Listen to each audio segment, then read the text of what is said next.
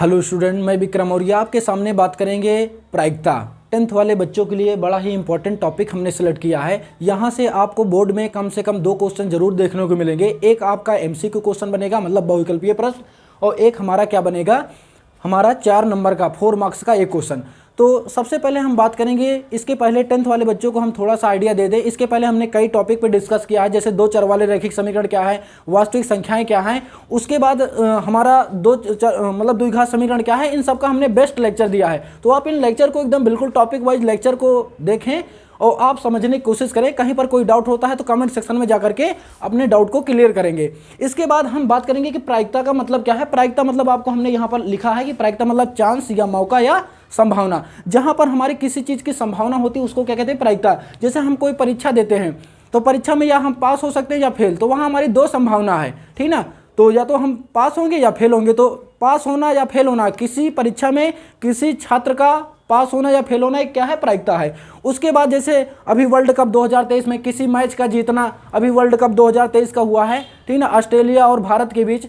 तो इसमें मतलब दोनों टीम में कोई एक टीम जीत सकती है, मतलब 50-50% चांस है। तो ऑस्ट्रेलिया ने जीता है आपकी 2023 का विश्व कप, लेकिन भारत हारा है। लेकिन ऐसा नहीं है, प्रभासन अड़िया किया था। तो मतलब हम कोई चीज़ काम करेंगे तो या तो उसमें पास होंगे या फेल, तो इसी को कहते हैं प्रायिकता। जैसे आज शायद वर्षा हो सकती है, तो जहाँ संभावना होगा तो ये। अब इसके बाद आपको बताते हैं प्रायिकता का फार्मूला। प्रायिकता को PE से डिनोट करते हैं। प्रायिकता को किससे डिनोट करते हैं, PE से डिनोट करते हैं। प्रायिकता को किससे डिनोट करते हैं, PE से। PE बराबर होता है NE/NS। NE/NS। NE का मतलब क्या है, आने के ढंग बटे कुल ढंग। प्रायिकता का एक जनरल फार्मूला है, आने के ढंग बटे कुल ढंग। आने के ढंग बटे कुल ढंग। आने के ढंग बटे कुल ढंग। आने के ढंग को इसको कहते हैं इंग्लिश में number of favourable outcome. Number of favourable outcome. Favourable outcome upon total outcome. Total outcome. Total outcome, ये हमारा क्या है, ये हमारा फार्मूला है। ये इंग्लिश में, ये हिंदी में, ठीक ना। इसके बाद आपको बताते हैं PE का मतलब क्या है। PE का मतलब घटना के घटने की प्रायिकता। घटना के घटने की प्रायिकता। घटना के घटने की प्रायिकता। घटना के घटने की प्रायिकता। घटना के घटने की प्रायिकता। इसके बाद PE अगर डैश रहेगा या बार रहेगा तो इसको कहते हैं घटना के ना घटने की प्रायिकता।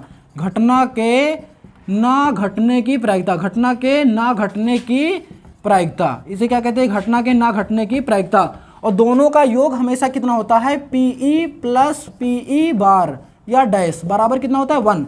घटना के घटने की प्रायिकता और घटना के ना घटने की प्रायिकता का सम कितना होता है, हमेशा ऑलवेज कितना होता है, 1। आप एकदम याद, मतलब कभी प्रायिकता 1 से ज़्यादा नहीं हो सकती। कभी प्रायिकता 1 से ज़्यादा नहीं होती, कभी ऋणात्मक नहीं हो सकती है, कम से कम प्रायिकता 0 हो सकती है, अधिक से अधिक प्रायिकता 1 हो सकती है, 1 से अधिक नहीं होती। ये सब कॉन्सेप्ट है। तो आपको ये एकदम बिल्कुल टॉपिक वाइज समझ में होगा। अब इसके बाद हम आपको बताते हैं कि इसकी शर्त क्या है। प्रायिकता की शर्त क्या है, शर्त, प्रायिकता की शर्त।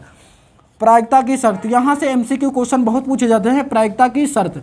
प्रायिकता की शर्त क्या होती है, प्रायिकता की जो वैल्यू होती है इसका कम से कम मान कितना होता है, 0, या बड़ा ज़्यादा मान कितना हो सकता है, 1 या 1 के बराबर। प्रायिकता का मान कम से कम कितना हो सकता है, 0, और ज़्यादा कितना हो सकता है, 1 हो सकता है। तो ये मतलब अगर न्यूनतम प्रायिकता की बात करें, न्यूनतम प्रायिकता कितनी होती है, 0 होती है। अधिकतम प्रायिकता कितनी होती है, अधिकतम प्रायिकता कितनी होती है, अधिकतम प्रायिकता किसी घटना की अधिकतम प्रायिकता कितनी होती है, 1 से अधिक नहीं हो सकती। तो ये हमारी प्रायिकता है। तो आपको ये भी इसका कॉन्सेप्ट समझ में होगा। अगर इसी को परसेंट में बात करेंगे तो ये हो जाता है 0%। ज़्यादा किसी घटना की प्रायिकता कितना हो सकती है, 100%। तो ये आपको समझ में होगा। आगे प्रदर्श समिष्ट क्या कॉन्सेप्ट है, इसको आपको समझाने की कोशिश करते हैं। तो आपको ये हमने प्रायिकता की शर्त बताई, प्रायिकता होती क्या है, ये आपको डाउट क्लियर होगा। अगर कहीं पर कोई डाउट है तो कमेंट सेक्शन में अपने डाउट को क्लियर करेंगे और अपनी पढ़ाई को एकदम बेहतरीन बनाते रहेंगे। अब इसके बाद आपको बताते हैं, प्रायिकता का मतलब समझ में आ गया। अब आपको हम बताते हैं कि प्रदर्श समिष्ट, इसमें 2-3 पॉइंट हैं, आपको वो आना बहुत जरूरी है। प्रायिकता का मतलब बेसिक कॉन्सेप्ट। इसमें सबसे पहले आपको जानना है प्रतिदर्श समिष्ट। प्रतिदर्श समिष्ट। प्रतिदर्श समिष्ट, इसे इंग्लिश में कहते हैं सैंपल स्पेस। इसे क्या कहते हैं, सिंपल स्पेस। इसे क्या कहते हैं, सिंपल स्पेस कहते हैं। Simple space. सिंपल स्पेस मतलब क्या होता है, कुल ढंग। इसका मतलब क्या है, कुल ढंग। सीधा सा मतलब क्या है, कुल ढंग। कुल ढंग को किससे डिनोट करते हैं, NS से। S सिंपल स्पेस को किससे डिनोट करते हैं, S से, ठीक है। अब इसके बाद जैसे हम आपको समझाते हैं कि एक सिक्के का कॉन्सेप्ट आपको समझाते हैं कि सिक्के में प्रदर्श समिष्टि क्या होगी। सिक्के का कॉन्सेप्ट, सिक्के का कॉन्सेप्ट, सिक्के का कॉन्सेप्ट, सिक्के का जो कॉन्सेप्ट है, जैसे हम इसमें जैसे एक सिक्के को टॉस किया है, एक सिक्के को उछालने पर, एक सिक्के को उछालने पर कुल प्रतिदर्श समिष्ट, कुल प्रतिदर्श समिष्ट, कुल प्रतिदर्श समिष्ट, एक सिक्के को उछालने पर कुल प्रतिदर्श। जैसे एक सिक्के को उछाला तो हमारा हेड आएगा या टेल आएगा। जैसे हमने एक सिक्के को टॉस किया, या तो हेड आएगा या तो टेल आएगा, या तो हेड आएगा या तो टेल। तो यहाँ पर इसके टोटल ढंग कितने हैं, 2 हैं। इसी को कहते हैं कुल प्रतिदर्श समिष्ट। जैसे इसी तरह अगर हम एक सिक्के को 2 बार उछालेंगे, एक सिक्के को 2 बार उछालने पर, 2 बार, एक सिक्के को 2 बार, एक सिक्के को 2 बार उछालने पर, 2 बार उछालने पर कुल प्रतिदर्श समिष्ट, उछालने पर कुल प्रतिदर्श समिष्ट। जैसे एक सिक्के को उछालेंगे तो इसके जो कुल प्रतिदर्श समिष्ट होंगे, या तो हेड आ जाएगा, या तो हेड टेल आएगा, या टेल हेड आ जाएगा, या टेल टेल आ जाएगा। ये इसका कुल प्रतिदर्श समिष्ट है। अब आपको हम बता दें, इसमें थोड़ा सा वर्ड है। हेड मतलब आपको क्या समझना है, हेड मतलब एच मतलब क्या है, मतलब हेड कहें या चित कहें या शीर्ष कहें, सभी का मतलब एक है, सभी की मीनिंग क्या है, एक है। हेड कहें, चित कहें या शीर्ष कहें, सभी की मीनिंग एक है। या टेल और या पट कहें या पुच्छ कहें, इन तीनों का मीनिंग एक है, इन तीनों की मीनिंग एक है। ये बेसिक कॉन्सेप्ट है आपका, ये एकदम दमदार होना चाहिए। अब जैसे हम ये सिक्के का 2 सिक्के का कॉन्सेप्ट, इसी तरह 3 सिक्के का कॉन्सेप्ट निकाल सकते हैं। तो 10th में लगभग इसी से काम हो जाएगा। अगर कहीं पर कोई डाउट होता है तो हम उसको क्वेश्चन में एक्सप्लेन कर देंगे। इसके बाद ये सिक्के का आपको कॉन्सेप्ट समझ में आ गया। अब इसके बाद हमारा है सिक्के का कॉन्सेप्ट हो गया। अब इसके बाद हमारा आ जाएगा पासे का कॉन्सेप्ट, पासे का कॉन्सेप्ट, पासे का कॉन्सेप्ट। पासे का कॉन्सेप्ट क्या है, जैसे हमारा पासा है, पासा मतलब बोले तो लूडो की गिट्टी, पासा मतलब क्या है, लूडो गिट्टी। और लूडो गिट्टी सबको पता है कि लूडो गिट्टी में कितने अंक होते हैं, 1 से 6 अंक तक होते हैं। तो जैसे एक पासे को, ठीक ना, एक पासे को एक बार फेंका जाता है, एक बार फेंका जाता है, फेंका जाता है, एक पासे को एक बार फेंका जाता है। अगर एक बार हम फेंकेंगे, एक बार फेंकेंगे तो उसमें क्या क्या आ सकता है, या तो 1 आएगा, या तो 2 आएगा, या तो 3 आएगा, या तो 4 आएगा, या तो 5 आएगा, या तो 6 आएगा। तो यहाँ पर अगर टोटल आउटकम्स की बात करें, मतलब कुल ढंग की बात करें, तो 1 2 3 4 5 6, ठीक ना, ये इसको काउंट कर लेंगे तो 6 आ जाएगा। इसी तरह अगर हम 2 पासे को बात करेंगे, ठीक ना, एक पासे को 2 बार फेंका जाता है, एक पासे को 2 बार फेंका जाता है, फेंका जाता है, एक पासे को 2 बार फेंका। अगर 2 बार पासे को फेंकेंगे तो उसके कुल ढंग की अगर बात करेंगे तो NS बराबर 6 गुणे 6, 6 छंग 36, 6 छंग 36, ये कुल ढंग हो जाएंगे। इसके कुल ढंग की बात करेंगे तो 6 गुणे 6 36। और इसमें बनेगा, इसके कुल ढंग कैसे आएगा तो आपको थोड़ा सा हम बता दें। जैसे इसका कुल ढंग की बात करें तो 1,1 आएगा, 1,2 आ जाएगा, 1,3 आ जाएगा। मतलब एक बार 1 को फिक्स कर लेना हर जगह, 6 तक जाना है। 1,4, 1,5, 1,6 ये हो जाएगा। 1,1, 1,2, 1,3, 1,4, 1,5, 1,6। इसके बाद आ जाएंगे तो 2,1, 2,2, 2,3, 2,4, 2,5, 2,6 ये हो जाएंगे। इसी तरह 3,1, 3,1, 3,2, 3,3, 3,4, 3,5 ये हो जाएगा। और 3, कितना हो जाएगा, 6 हो जाएगा। इसके बाद हो जाएगा तो 4,1 हो जाएगा, 4,2 हो जाएगा, 4,3 हो जाएगा, 4,4 हो जाएगा, 4,5 हो जाएगा और 4,6 हो जाएगा। इसी तरह 5, सबका इसी तरह मीनिंग हो जाएगा। 5,1 हो जाएगा, 5,2 हो जाएगा, 5,3 हो जाएगा, 5,4 हो जाएगा, 5,5 हो जाएगा, 5,6 हो जाएगा। इसी तरह 6,6। तो आप इनको लिख लिए होंगे एकदम बिल्कुल टॉपिक वाइज, एकदम लिखते रहें और अपनी पढ़ाई को एकदम बेहतरीन बनाते रहें। बोर्ड की तैयारी एकदम जम के करें, क्योंकि बोर्ड में एक बार अगर रिजल्ट आ गया तो वही आपको देखने को हमेशा लाइफ में मिलेगा। तो इसलिए मेहनत करना बहुत ज़रूरी है। तो अगर 6,1 हो जाएगा, 6,2 हो जाएगा, 6,3 हो जाएगा, 6,4 हो जाएगा, 6,5 हो जाएगा, 6,6 हो जाएगा। ये हमारे इसके टोटल ढंग आ गए, ठीक ना। अब इसके बाद आपको पासे का भी कॉन्सेप्ट आ गया। इसी तरह अगर 3 पासे होंगे तो 6 गुणे 6 गुणे 6। अब इसके बाद आपको हम कॉन्सेप्ट समझाते हैं, ठीक ना, ताश की पत्ती का, ठीक ना। ताश की पत्ती का कॉन्सेप्ट क्या है, इसके बारे में, इसके कुल प्रदत्त समष्टि के बारे में बात करते हैं। ये आपको समझ में होगा। एक सिक्के को उछालते हैं तो 2 ढंग होते हैं, 2 बार उछालते हैं तो 4 ढंग होते हैं, 3 बार उछालेंगे तो 2 गुणे 2 गुणे 2 8 हो जाएंगे। अब इसके बाद हमारा आ जाएगा ताशे का, ठीक ना, ताश का कॉन्सेप्ट, ताश का कॉन्सेप्ट, ठीक ना। ताश का कॉन्सेप्ट, ताश में टोटल कितने पत्ते होते हैं, 52 पत्ते होते हैं। कितने पत्ते टोटल होते हैं, 52 पत्ते, ठीक ना। जो बच्चे छोटे क्लासों में, ठीक ना, खेलते हैं तो उनको तो थोड़ा सा आइडिया है, जिनको नहीं आइडिया हम यहाँ पर एकदम बिल्कुल कॉन्सेप्ट इसका समझाने की कोशिश करते हैं। 52 पत्तों में यहाँ पर इसके हमें इसको 2 पार्ट में डिवाइड किया गया है। 52 पत्तों में हमारा 26 लाल का पत्ता होता है, 26 लाल पत्ते होते हैं, 26 लाल पत्ते होते हैं और 26 काले पत्ते होते हैं। 26 क्या होते हैं, 26 काले पत्ते होते हैं, 26 लाल पत्ते होते हैं, 26 काले पत्ते होते हैं। इसके बाद 26 पत्तों में फिर 2 डिवाइड है। इसमें 26 पत्ते में हमारा 13 13 डिवाइड है। 13 ईंट का पत्ता है, ईंट का पत्ता है, और 13 लाल पान का पत्ता है, लाल पान का, लाल पान, ठीक ना, या लाल पान का पत्ता। इस 26 काले में कितने कितने डिवाइड है, इस 26 काले को हमने 2 पार्ट में डिवाइड किया है। इसमें 13 जो हैं, 13 हमारे क्या हैं, चिड़ी का पत्ता है, 13 क्या है, चिड़ी का पत्ता है, और 13 क्या है, हुकुम का पत्ता, हुकुम का पत्ता, या इसी को कहते हैं हुकुम का पत्ता बोले, या इसी को काला पान कहते हैं। इसी को क्या कहते हैं, काला पान। इसे इंग्लिश में बोले तो स्पैड्स कहते हैं, इसे क्लब्स कहते हैं, इसे डायमंड कहते हैं, इसे हर्ट्स कहते हैं। ये इंग्लिश वर्ड है, तो कोई टेंशन नहीं लेना है। अब इसके बाद इसमें सबका एक एक इक्का होता है, ठीक ना। 13 में ईंट के पत्ता में एक इक्का होता है, एक लाल पान का इक्का होता है, ए मतलब ए फॉर इक्का यहाँ समझना है, और चिड़ी का एक इक्का होता है, एक हुकुम का इक्का होता है। तो टोटल अगर पूछा जाए कि 52 पत्तों में इक्का कितना होता है, तो कुल इक्का की अगर बात करेंगे, कुल इक्का की बात करेंगे तो हमारा कितना हो जाएगा, 4 इक्का होता है। एक ईंट का पत्ता का, एक लाल पान का, एक चिड़ी का, एक हुकुम का। इसके बाद इनका एक बादशाह होता है, एक ईंट का बादशाह होता है, एक लाल पान का बादशाह होता है, एक चिड़ी का बादशाह होता है, एक हुकुम का बादशाह होता है। तो अगर कुल बादशाह की बात करेगा, कुल 52 पत्तों में बादशाह की बात करेगा, बादशाह की बात करें तो कितना है, 4 है, ठीक ना। इसके बाद अगर जहाँ बादशाह है वहाँ बेगम जरूर आएगी, ठीक ना। तो सभी का एक एक बेगम हो जाएगा, तो कोई टेंशन नहीं लेना है, ठीक ना।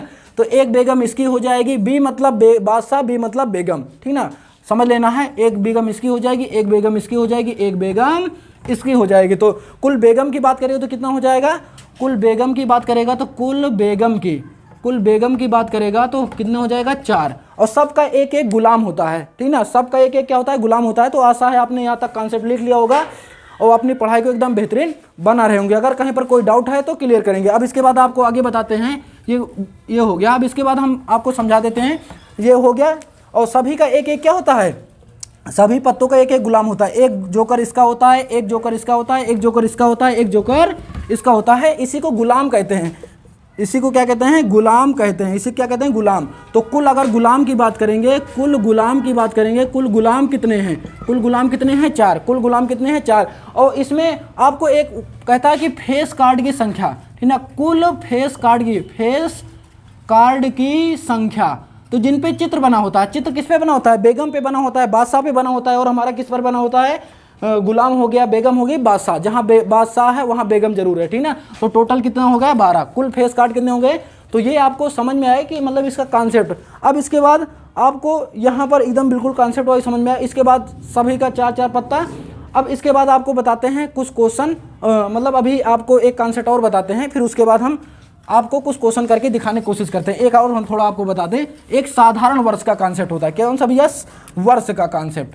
किसका, वर्ष का कॉन्सेप्ट, वर्ष का कॉन्सेप्ट। देखो आपको किसी चैप्टर में आपको अपनी मतलब मजबूत करना है क्वेश्चन को, तो आपका कॉन्सेप्ट क्लियर होना चाहिए। कॉन्सेप्ट इज पावर, कॉन्सेप्ट आपका एकदम दमदार होना चाहिए।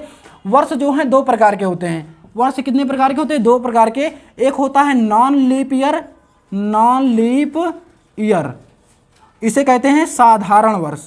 इसे क्या कहते हैं, साधारण वर्ष कहते हैं। एक साधारण वर्ष होता है या इसे, ठीक ना। और एक हमारा होता है लीप ईयर। एक हमारा क्या होता है, लीप ईयर। इसे को इंग्लिश में भी लीप ईयर, ठीक ना, लीप वर्ष, या इसी को अधिवर्ष भी कहते हैं, ठीक ना। अब आपको पता होना चाहिए कि नॉन लीप ईयर में साधारण वर्ष में कितने दिन होते हैं, 365 दिन, 365 दिन होते हैं। 365 को अगर और ब्रेक कर देंगे तो इसमें 52 सप्ताह होते हैं, 52 सप्ताह होते हैं और एक अतिरिक्त दिन होता है, एक अतिरिक्त दिन, एक एक्स्ट्रा डे होता है, अतिरिक्त दिन होता है, ठीक ना। अतिरिक्त दिन में कोई दिन आ सकता है, या तो संडे आएगा या मंडे आएगा या ट्यूसडे आएगा या वेडनेसडे, ठीक ना, सैटरडे तक आ जाएगा। तो मतलब इस अतिरिक्त दिन में कौन कौन आ सकता है, अतिरिक्त डे में जो आता है हमारा, अतिरिक्त दिन में क्या क्या आ सकता है, या तो संडे आ सकता है, ठीक ना, संडे आ सकता है, या मंडे आएगा, या ट्यूसडे आएगा, या वेडनेसडे आएगा, या थर्सडे आएगा, या फ्राइडे आएगा, या सैटरडे आएगा, ठीक ना, इतने डे आ सकते हैं। तो ये हमारा इसमें और क्रम से आते हैं, जैसे संडे आया तो उसके बाद मंडे ही आएगी, ये नहीं कि संडे के बाद ट्यूसडे, ऐसा कभी नहीं आएगा, ठीक ना। तो या इसमें या तो ये आएगा या तो ये, मतलब इसके अगर कुल ढंग की बात करें, यहाँ कुल ढंग की बात करें तो NS कितना है, 7 में से कोई डे। इसी तरह लीप वर्ष में 366 डे होते हैं, 366 दिन, 366 दिन, 366 को अगर ब्रेक करेंगे तो इसमें 365 प्लस 1, ठीक ना, सॉरी, इसमें 52 सप्ताह होते हैं, 52 सप्ताह होते हैं और 2 अतिरिक्त दिन होते हैं, 2 अतिरिक्त दिन होते हैं। अतिरिक्त, इसको अच्छे से लिख लोगे आप, अतिरिक्त दिन, 2 अतिरिक्त दिन होते हैं। कितने अतिरिक्त दिन होते हैं, 2। साधारण वर्ष में कितने अतिरिक्त दिन होते हैं, 1 होता है। आपको ये कॉन्सेप्ट समझ में आएगा। अब 2 अतिरिक्त दिन में यही क्रम, जैसे यहाँ पर संडे आया या मंडे आया या ट्यूसडे, उसी तरह इसमें 2 अतिरिक्त दिन में हमारे कौन कौन हो सकते हैं, अगर इसकी बात करेंगे, या तो संडे मंडे आएगा, या मंडे ट्यूसडे आएगा, या ट्यूसडे वेडनेसडे आएगा, या वेडनेसडे थर्सडे आएगा, या थर्सडे फ्राइडे आएगा, थर्सडे फ्राइडे आएगा, या फ्राइडे सैटरडे आएगा। 1 2 3 4 5 6, या फिर सैटरडे को SAT से लिख दें, या संडे, है ना। तो इसके भी टोटल कितने ढंग और क्रम से आते हैं। तो ये आपको कॉन्सेप्ट रहा। अब 2-3 क्वेश्चन करेंगे, फिर लेक्चर को फिनिश करेंगे और आपके सामने हम 2-3 लेक्चर देंगे 10th वाले स्टूडेंट के लिए। अभी आपके सामने क्वेश्चन करके समझाने की कोशिश करते हैं। अब हम बात करेंगे आपके सामने क्वेश्चन, ठीक ना। ये क्वेश्चन आपको समझाने की कोशिश करते हैं। आपके सामने 2 से 3 क्वेश्चन करेंगे, फिर आपसे नेक्स्ट लेक्चर में मिलेंगे। अब कह रहा है कि जैसे एक चित्त प्राप्त करने की प्रायिकता ज्ञात कीजिए जब एक सिक्के को एक बार, यहाँ पर वर्ड पकड़ना है कि आपको एक बार उछाल रहे हैं कि 2 बार उछाल रहे हैं। ये आपको एकदम अच्छे से कॉन्सेप्ट समझना है। अगर एक बार उछालेंगे तो इसके यहाँ पर सॉल्यूशन क्या हो जाएगा, एक बार अगर सिक्के को उछालेंगे तो या तो हेड आएगा या तो टेल आएगा, या तो हेड आएगा या तो टेल आएगा। तो यहाँ पर अगर टोटल ढंग की बात करें तो टोटल ढंग कितने हैं, 1 2, टोटल ढंग कितने हैं, 2। अब कह रहा है कि एक चित्त बोले तो हेड, चित्त मतलब क्या है भैया, हेड है। इसमें आपको कन्फ्यूजन नहीं होना है, चित्त बोले या शीर्ष बोले सबका मतलब एक है, ठीक ना। अब उसके बाद, ठीक ना, ये कह रहा अब अगर यहाँ पर शीर्ष कितने तरीके से आया, ठीक ना। पहली घटना ई क्या है, चित्त आना, चित्त आना। चित्त आने के तरीके कितने हैं, चित्त इसमें कितने तरीके से आया है, एक तरीके से। अब आपको पता है फार्मूला, प्रायिकता बराबर फार्मूला क्या होता है, प्रायिकता बराबर फार्मूला क्या होता है, आने के ढंग बटे कुल ढंग, आने के ढंग बटे कुल ढंग, आने के ढंग बटे कुल ढंग। आने के ढंग कितने हैं, 1। चित्त कितने तरीके से आ सकता है, एक तरीके से। कुल ढंग कितने हैं, 2। यही हमारा क्या हो गया, आंसर आ गया। अब इसके बाद कह रहा है साथ ही एक पट प्राप्त करने की, तो इसमें पट कितना है, दूसरा यहीं पर, मतलब यहाँ पर 2 क्वेश्चन पूछ लिया गया है, यहाँ हम कर देते हैं। दूसरा क्वेश्चन इसमें पूछा गया है कि साथ ही एक पट आना, मतलब जो एक घटना है कि पट आना। अब देख ले इसमें पट कितना आ रहा है, पट कितना है, 1। पट मतलब टेल, पट मतलब क्या है, टेल। तो टेल कितने तरीके से आ रहा है, एक तरीके से। इसके आने कितने तरीके, 1। तो प्रायिकता बराबर फार्मूला क्या होता है, आने के ढंग बटे कुल ढंग, आने के ढंग बटे कुल ढंग। आने के ढंग 1 और कुल ढंग कितने, 2। तो यही हमारा क्या हो गया, आंसर हो गया। नेक्स्ट क्वेश्चन क्या है, इसको आपको सॉल्व करके बताते हैं और आप इनको अपनी कॉपी में बिल्कुल नोट करते रहें और इसका स्क्रीनशॉट लेते रहें और आप एकदम अपनी पढ़ाई को एकदम बेहतरीन बनाते रहें। अब आपको नेक्स्ट क्वेश्चन कराते हैं। जैसे कभी ये क्वेश्चन आ जाता है, ठीक ना, जैसे कह रहा है कि ये क्वेश्चन एक पासे को एक बार उछाला जाता है, एक पासे को एक बार फेंका जाता है या उछाला जाता है, फेंका जाता है। प्रायिकता ज्ञात कीजिए कि, प्रायिकता ज्ञात कीजिए कि प्रायिकता ज्ञात कीजिए कि पासे पर एक सम संख्या प्राप्त हो। क्या प्राप्त हो? सम संख्या प्राप्त हो। तो सबसे पहले आप यहाँ पर वर्ड को ये पकड़ना है कि आप पासे को एक बार फेंक रहे हैं कि दो बार। यहाँ हमने पकड़ लिया कि कितनी बार फेंक रहे हैं, एक बार। तो एक बार अगर पासे को फेंकेंगे तो क्या 1 2 3 4 5 6 कोई भी आ सकता है। अब इसके बाद जो घटना है, किसकी प्रायिकता पूछ रहा है कि एक सम संख्या आना। सम किसे कहते हैं? जो दो से कट जाए। विषम किसे कहते हैं? दो से न कटे, ठीक ना। अभाज्य संख्या किसे कहते हैं? जो स्वयं से कटे। ये सब आपको कॉन्सेप्ट, गुणज मतलब टेबल में, ठीक ना, ये सब आपका कॉन्सेप्ट इसमें क्लियर होना चाहिए। एक सम संख्या। अब इसमें सम संख्या कौन कौन है? सम संख्या है हमारी 2 है, 4 है, 6 है, ये है हमारा। अब अगर एन की बात करेंगे तो टोटल कितना है? 1 2 3 है। तो प्रायिकता बराबर और टोटल कुल ढंग कितने हैं? NS बराबर 6। तो प्रायिकता बराबर फार्मूला क्या होता है? प्रायिकता बराबर फार्मूला हमारा होता है आने के ढंग बटे कुल ढंग। आने के ढंग कितने हैं? 3। कुल ढंग कितने हैं? 6। 3 का नाम 3, 3 दूनी 6, 1/2। आने के ढंग कितने हैं? 3। कुल ढंग कितने हैं? 6। इसे काट देंगे तो जो आ जाएगा हमारा आंसर हो जाएगा 1/2। ये हमारा आंसर हो गया। एक क्वेश्चन आपको थैले का करा देते हैं, फिर उसके बाद इस टॉपिक को फिनिश करते हैं। फिर नेक्स्ट लेक्चर में आपसे मिलते हैं। एक लास्ट क्वेश्चन हम बात करेंगे। लास्ट क्वेश्चन हमारे सामने है, जैसे कह रहा है कि एक थैले में 4 लाल गेंद तथा एक थैले में 4 लाल गेंद तथा 3 नीली गेंद हैं। 3 नीली गेंद हैं, ठीक ना। तो प्रायिकता ज्ञात कीजिए कि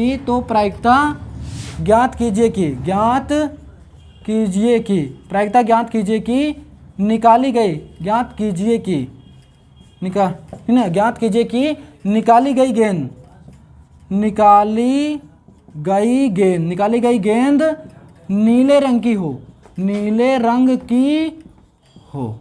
ठीक ना। ये अब देखो यहाँ पर एक थैले में, तो सबसे पहले आपको कुल आउटकम निकाल लेना है। लाल गेंद कितनी है? लाल गेंद हमारे पास कितनी है? 4 गेंद है। नीली गेंद कितनी है? 3 गेंद है। लाल गेंद कितनी है? 4। नीली गेंद कितनी है? ये। अगर कुल ढंग की बात करेंगे, कुल ढंग NS मतलब दोनों गेंदों को जोड़ लेना है। 4 + 3 कितना हो जाएगा? 7। 7 में से कह रहा है कि ये नीली रंग की प्रायिकता बताइए। यहाँ पर देखो क्वेश्चन क्या कह रहा है? नीली गेंद निकलने की। तो ई घटना जो है नीली गेंद निकलना, ये है। नीली गेंद है कितनी? 3 है। अगर NE की बात करेंगे तो कितनी गेंद है? 3। तो अब हमें प्रायिकता बराबर फार्मूला पता है। प्रायिकता बराबर फार्मूला क्या होता है?